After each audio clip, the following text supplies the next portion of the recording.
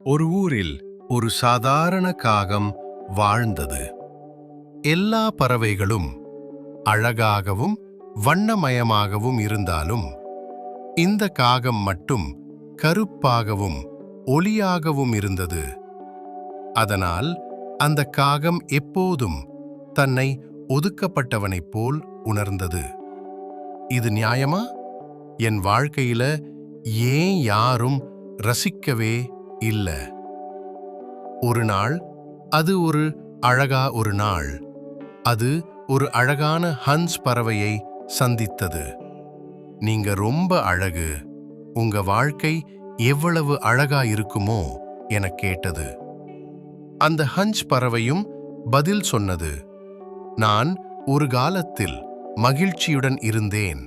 ஆனா மக்கள் சொன்னாங்க, நீ வெறும் வெள்ளை, வண்ணமில்ல.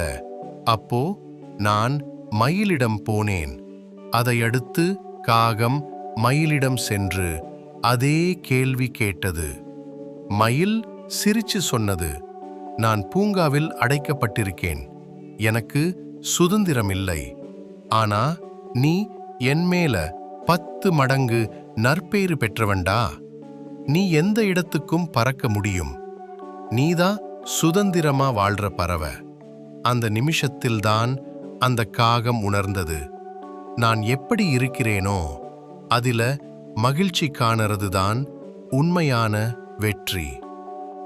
அது முதல் அந்த காகம் தன் கருப்பு நிறத்தையும் கூவலும் சுதந்திரத்தையும் ரசித்து மகிழ்ந்தது. நீங்கள் யாரோ அவங்க போல ஆகணும்னு நினைக்காதீங்க. நீங்கள் யாராக இருக்கிறீங்க என்பதை உணர்ந்தால் போதும்.